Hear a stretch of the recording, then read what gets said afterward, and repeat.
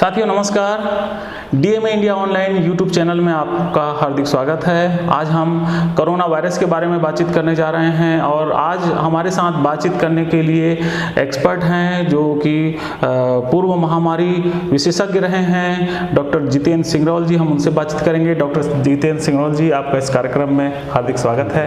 और हम corona virus के तमाम जो उसकी लक्षण से लेकर के उनके बचाव से लेकर के जो भ्रांतियां हैं और फिर उसके बाद में जो एक कर्फ्यू जैसा माहौल बना हुआ है उसमें हम क्या करें, तमाम मुद्दों पर बातचीत करने जा रहे हैं साथियों। इसीलिए चाहूँगा कि आप इस वीडियो को पूरा देखें और अपने साथियों को भी इस वीडियो के बारे में बताएं। तो डॉक्टर जितेंद्र जी, आपसे जानना चाहूँगा कि जैसा कि कोरोना वायरस के बारे में भ्रांतियाँ चल रही हैं, तो दरअसल कोरोना वायरस है क्या? कुछ लोग इसके बारे में सोशल मीडिया में तरह तरह की भ्रांतियां भी फैला रहे हैं कि कोरोना वायरस कोई बम का रूप था या पाकिस्तान ने छोड़ा है, चीन ने छोड़ा है, कुछ इसमें है। तो मैं चाह रहा हूं कि एक साइंटिफिक दृष्टिकोण से इस पर बात हो जाए, तो आप थोड़ा से बताइए इनके बारे में। शुक्रिया। सबसे पहले जो अलग अलग जो सोशल मीडिया में जो आ रहे हैं विभिन्न प्रकार के जो भ्रांतियाँ हैं, तो सबसे पहले हमें कोरोना जो वायरस है या विषाणु है उसके बारे में समझने की जरूरत है कि वास्तव में है क्या। तो कोरोना वायरस एक प्रकार के नया विषाणु है और जो पहली बार चीन में 2019 दिसंबर में हुबले प्रांत के जो वुहान शहर है वहाँ पर ये पाया गया। इसे नावल या नया इसलिए कहा जाता है क्योंकि इसकी पहचान इससे पहले कभी नहीं की गई थी। अच्छा। अब ये कोरोना वायरस का संक्रमण का स्रोत जो कई लोग जो बोल रहे हैं कि ये पशुओं में पाया जाता है, तो इसकी पहचान अभी तक के विशेष रूप से नहीं हो पाई है। और कोरोना वायरस एक विषाणुओं का एक बड़ा जो वंश है, उससे इस जो इंसानों को रोगग्रस्त करते हैं और कुछ पशुओं में घर करते हैं, वहाँ से ये लगभग संभावना व्यक्त की जा रही है। प्रारंभ में ये चीन के वुहान शहर में संक्रमित जो एरिया था, जैसे बड़े सी फूड या पशु व्यापार से पाया गया, तो ये संभावना व्यक्त संदेह किया जा रहा है कि वायरस या विषाणु का स्रोत जो है पशु हो सकते हैं, लेकिन ये कंफर्म नहीं है। बिल्कुल। अच्छा। इसके बारे में अभी जो है साइंटिस्ट लोग जो है इसके बारे में अभी लगे हुए हैं और जब तक इसका प्रमाणित जो है जब तक नहीं होता तब तक इसके बारे में बोलना जो है उचित नहीं। अभी तक के कोरोना वायरस के जो लक्षण हैं उस लक्षण को हम लोग समझें कि इसमें तीव्र बुखार, खांसी या सांस लेने में दिक्कत जो है ये प्रमुख है। कुछ लोग बोल रहे हैं, जैसा कि सोशल मीडिया में आ रहा है कि कच्चे मांस खाने के कारण या फिर जैसे चाइना में खाया जाता है वो चूहा और सांप वगैरह, क्या इससे फैला है? मैं चाह रहा हूं कि ये भी भ्रांति हम दूर करते चले हमारे दर्शकों की। अभी तक के इस संबंध में कोई ऐसा पुष्ट जानकारी नहीं मिली है। इसका फैलाव के संबंध में हम लोग ये समझें कि ये नया प्रकार के विषाणु है और ये पशुओं में उत्पन्न हुआ है और यह मनुष्यों में फैल रहा है, ऐसा जो है संभावना व्यक्त कर सकते हैं। पर ये जो है कैसे फैलता है, मनुष्य से मनुष्य में फैल रहा है और यह स्पष्ट जो है ये खोज का विषय बना हुआ है। चूंकि ये नया बीमारी है, ऐसा माना जाता है कि संक्रमित व्यक्तियों के खांसने या छींकने से फैलता है और उसी तरह से जैसे सर्दी, खांसी या श्वास संबंधी रोग है उसी कारण जैसे पैथोजन से फैलते हैं, ऐसा संभावना व्यक्त किया जा रहा है। अगर आप इसे रोग के लक्षण के रूप में देखते हैं तो ये बुखार, खांसी या सांस लेने में परेशानी के साथ साथ यदि इस प्रकार से दिक्कत हैं तो आप नज़दीकी के स्वास्थ्य केंद्र से जरूर संपर्क करें। पर आपको ये तय करना है कि ये विशेष करके यदि संक्रमित देश से आए हैं तो निश्चित रूप से आपको वॉलंटरी जा करके इसके बारे में आपको बिना विलंब किए चिकित्सीय सलाह लेना चाहिए। ठीक। तो अब इसमें जो है कुछ लोगों में कन्फ्यूजन है कि खांसी सर्दी हो गया या कोई जुकाम हो गया तो लोग बोलते हैं कि इसको कोरोना हो सकता है। तो ये भ्रम भी लोगों में है और काफ़ी लोग डरे हुए हैं। तो मैं चाह रहा हूँ कि सामान्य खांसी सर्दी और जुकाम कोरोना के बीच में क्या अंतर है, थोड़ा सा उसको आप बताइए। बहुत अच्छा प्रश्न है और इसको हम लोगों को अभी विशेष करके समझने की ज़रूरत है कि हर जुकाम का लक्षण कोरोना नहीं है। बुखार, गले में दर्द, जुकाम है तो जरूर नहीं है कि वो कोरोना से संक्रमण है। ये मौसमी जुकाम या फ्लू हो सकते हैं। कोरोना के लक्षण लगभग जुकाम या सर्दी खांसी जैसे ही हैं, लेकिन इसके बीच में बारीकी से अंतर है जिसको हमको समझने की ज़रूरत है। तो सबसे पहले मैं आपको कोरोना के जो लक्षण इसके पहले ही बताया, तो एक मोटे तौर से बता दूं कि अचानक होने वाला संक्रमण है और बुखार, सर्दी, खांसी, मांसपेशियों में दर्द या थकान इसके प्रमुख लक्षण हैं। इसमें संक्रमित व्यक्ति को सांस लेने में तकलीफ होती है। इसका लक्षण जो है 5 से 7 दिन में पता चलता है।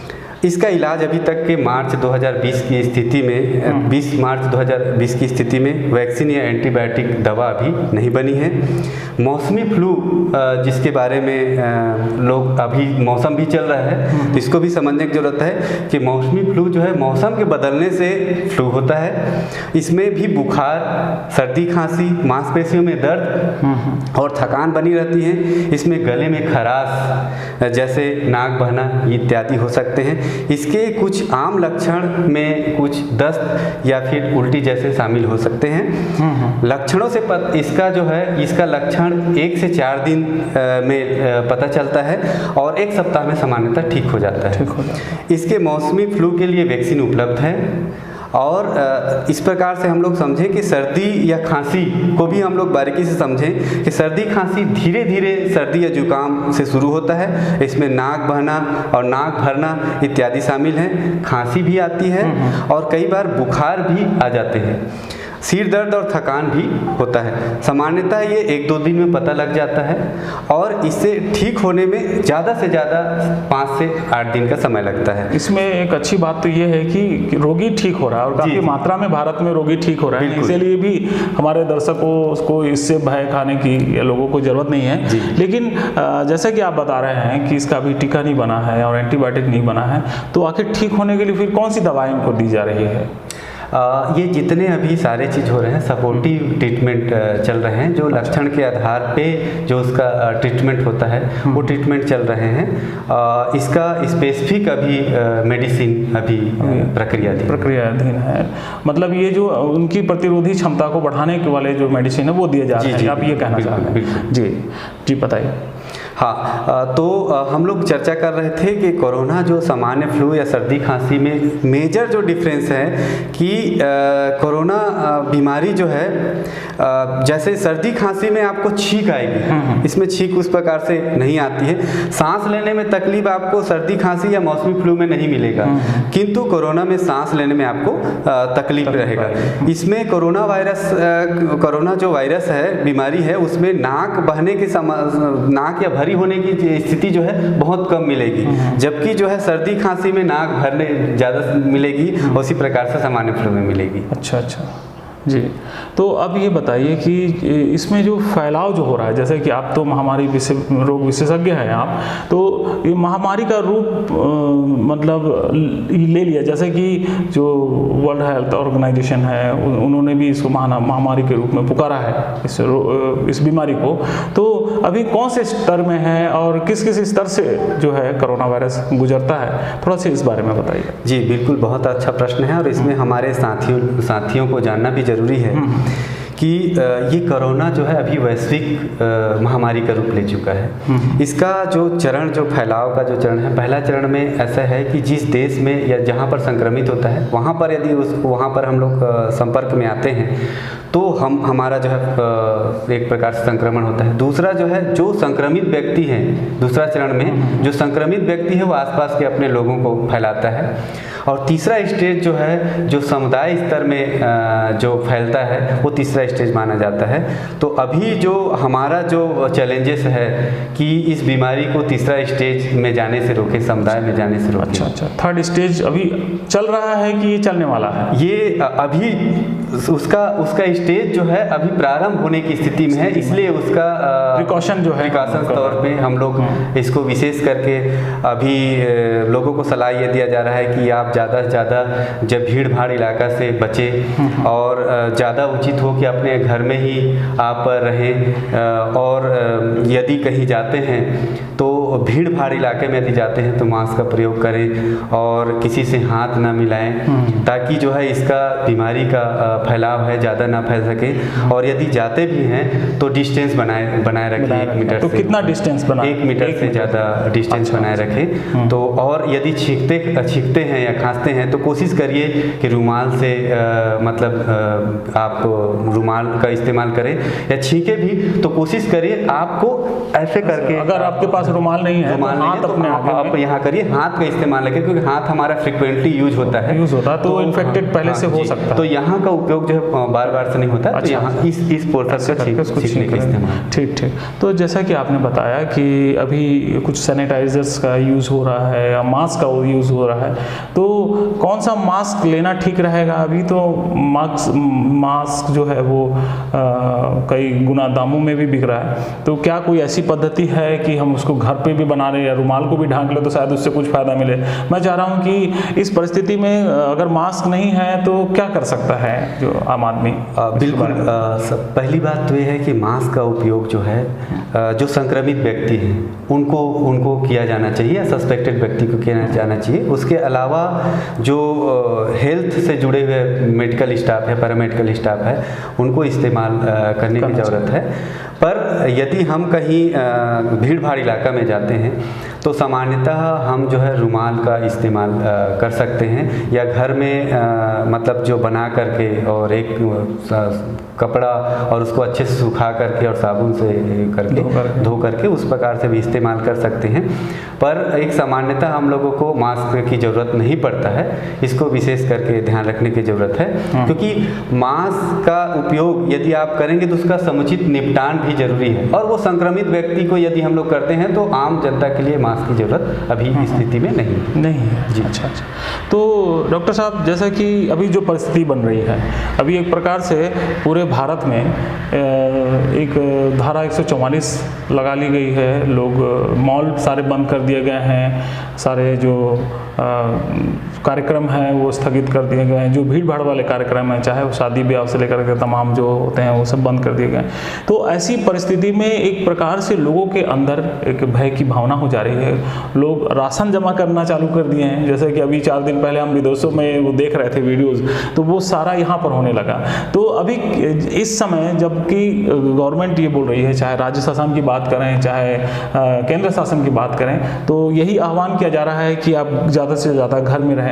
तो इससे कैसे इस चैलेंज को एक आम आदमी उसको लेके चल सकता है, थोड़ा सा बताइए इसका। सबसे पहली बात है कि इससे ज़रा भी पैनिक होने की स्थिति नहीं है।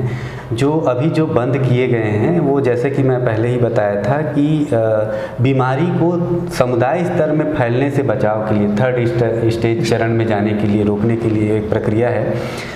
इसके अंतर्गत हम लोग जो पब्लिक हेल्थ के अंतर्गत जो प्रिवेंटिव मेजर्स जो किए जाते हैं उसमें लोगों को ज़्यादा से ज़्यादा एक जगह में इकट्ठा होने से रोकने के लिए इस प्रकार से जो रणनीति के तहत में ये किया जा रहा है। और ये अच्छा भी है, क्योंकि हम एक समझते हैं कि इलाज से बचाव ज़्यादा महत्वपूर्ण होता है। तो हम यदि बचाव कर लेंगे, हम संयमित रह लेंगे, अपने घर में यदि हम कुछ दिन के लिए हम रहेंगे, तो ये जो वायरस है उसका एक प्रकार से चैन जो है, जो फैलाव का जो चैन है वो ब्रेक होगा। और ब्रेक होगा तो जो आने वाले समय हमारे भारत में वैसे भी अभी मार्च के अंतिम सप्ताह में हम लोग चल रहे हैं, तो टेम्परेचर हाइक होगा तो इसके जो वायरस के जो फैलने का जो डेंसिटी है वो भी कम होगा। तो निश्चित रूप से ये हमारे लिए ज़्यादा मतलब उपयोगी और ज़रूरी है, बनिस्बत भी हम इलाज में कंसंट्रेट करें, प्रिकॉशन पे ज़्यादा ध्यान दिया जाए। और आप ये कहना चाह रहे हैं कि जो बीमारी है वो टेम्परेचर बढ़ने के बाद में वो बीमारी पे कुछ कंट्रोल आएगा, ऐसा आप कहना चाह रहे हैं? उनका फैलाव में जो तीव्रता है उस तीव्रता में थोड़ा सा कंट्रोल रहेगा।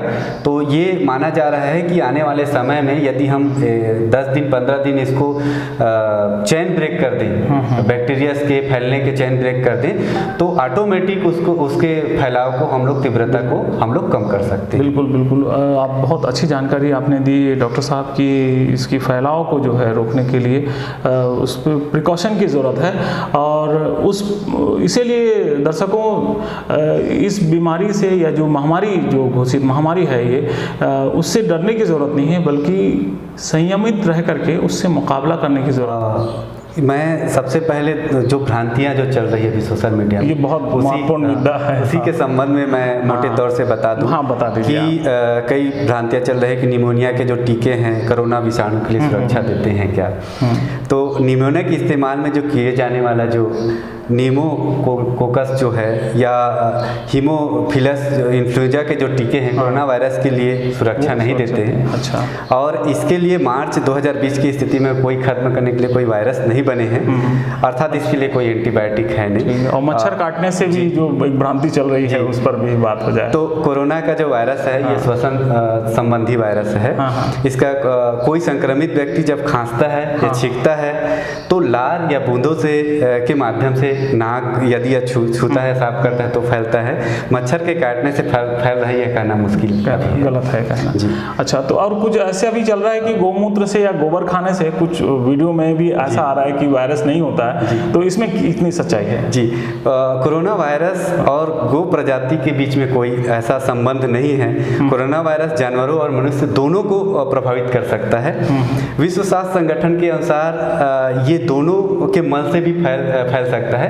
इसलिए इसका अभी गौमूत्र या गोबर से कोरोना का वायरस रोकना है, यह एक प्रकार से भ्रम या मिथ्या है। भ्रम है जी। कुछ लोग लहसुन खाने से जो कोरोना के वायरस के संक्रमण से रोका जा सकता है, ऐसा भी बोलते हैं। तो ये पूरी तरह से सही नहीं है, बल्कि लहसुन में जो एंटी माइक्रोबिसिलस जो गुण जो पाए जाते हैं वो निश्चित रूप से एक हमारा जो इम्यूनो सिस्टम है उसको मजबूत करता है। पर इस बात का कोई संकेत या सबूत नहीं मिले हैं अभी तक के वैज्ञानिक को जो यह साबित कर सके कि लहसुन खाने से कोरोना का वायरस का इलाज होता है। चिकन या अंडा जो सेवन करने से कोरोना का प्रकोप जो है, संक्रमण होता है, ये भी अभी लोगों में विशेष करके डर घर कर गया है। तो इसके बारे में स्पष्ट कर दूं कि चिकन या अंडा के सेवन से कोरोना का प्रकोप फैलाने संबंधी बात अभी तक पुष्ट नहीं हुई है, बल्कि वैज्ञानिकों ने तो ये भी पाया है कि चिकन, अंडा या मांस मछली खाने से शरीर के पोषक तत्व बढ़ते हैं और जिससे रोग प्रतिरोधक क्षमता बढ़ती है। इसीलिए साथियों, आप लोग जो है अगर मांसाहारी आप भोजन लेते हैं तो आप उसको बिंदास लीजिए और अच्छे से उबाल करके पका करके खाएं। आपको उसमें आपका इम्यून सिस्टम ही बढ़ेगा, इसमें आपको करने की जरूरत। और वैसे भी हमारे देश में जो चिकन या मटन या मछली पकाने का जो सिस्टम है, हाई टेम्परेचर में इसको पकाया जाता है, तो इसमें ज़्यादा कोई डर की गुंजाइश जो है वो बिल्कुल नहीं है। कई लोग तो शरीर में अल्कोहल या क्लोरीन के छिड़काव, ये भी एक बात हुई है कि अल्कोहल जो है या दारू पीने से कोरोना नहीं आएगा, तो सही बात है। इसमें भी कितनी सच्चाई है थोड़ा सा? ये बिल्कुल भ्रम है। आपके शरीर पर अल्कोहल या क्लोरीन का छिड़काव जो है, शरीर में पहले से मौजूद वायरस नहीं फैलेंगे, ये हो सकता है। पर ध्यान रहे कि पदार्थों का जो छिड़काव कपड़े या श्लेष्मा झिल्ली या आँख या मुंह के लिए हानिकारक हो सकते हैं। अल्कोहल या क्लोरीन दोनों कीटाणु जनित जो सतह है उसके लिए उपयोगी है, लेकिन उसे उपयुक्त सिफारिश या के साथ में ही छिड़काव करने की सलाह मैं दूंगा। तो इसमें नहीं, तो जो अल्कोहल ले रहे हैं, मतलब जो ड्रिंक कर रहे हैं, तो उनके लिए क्या, कुछ लोग ये समझ करके अच्छे से अल्कोहल ले रहे हैं कि उनको बीमारी नहीं होने वाली, तो इसमें क्या सच्चाई है? थोड़ा नहीं, बिल्कुल ये भ्रम है, ऐसा बिल्कुल नहीं है। ऐसा नहीं है। और एक जानकारी है कि एंटीबायोटिक्स जो है कोरोना को रोकने के लिए, उसके इलाज के लिए कारगर है कि नहीं है, कई लोगों से एक प्रश्न आता है। तो उसके लिए मैं अपने साथियों को विशेष करके आगाह कर देना चाहता हूँ कि बिल्कुल एंटीबायोटिक जो है कोरोना को रोकने के लिए बिल्कुल कारगर नहीं है। एंटीबायोटिक बैक्टीरिया के खिलाफ काम करते हैं, वायरस के खिलाफ बिल्कुल नहीं करते हैं। और कोरोना रोग एक वायरस है, विषाणु है, तो इसलिए रोकथाम चिकित्सा के साधन के रूप में एंटीबायोटिक्स का असरकारी होना अभी तक के प्रमाणित नहीं हुआ। ठीक। तो ये भी एक महत्वपूर्ण बात जाते जाते आपके सामने आ गई। तो साथियों, आप इस वीडियो को अपने तमाम दोस्तों रिश्तेदारों तक फैलाएं और लोगों तक पहुंचाएं कि जो भ्रम है वो भ्रम लोगों के बीच खत्म हो, और एक जो सहयोगात्मक जो रवैया, जो कम्युनिटी जिसको अपन हेल्प कहते हैं, उसको लेकर के चलें, ताकि हमारे देश में यह कोरोना का जो महामारी है वो फैलने से रोका जा सके। और आपने इस वीडियो को ध्यान से देखा, इसके लिए बहुत बहुत धन्यवाद। अगली बार हम फिर किसी खास मुद्दे को लेकर के डॉक्टर जितेंद्र सिंगरौल जी के ही साथ में हम लोग फिर से कोई मुद्दों को लेकर के बातचीत करेंगे। तब तक के लिए बहुत बहुत धन्यवाद। नमस्कार।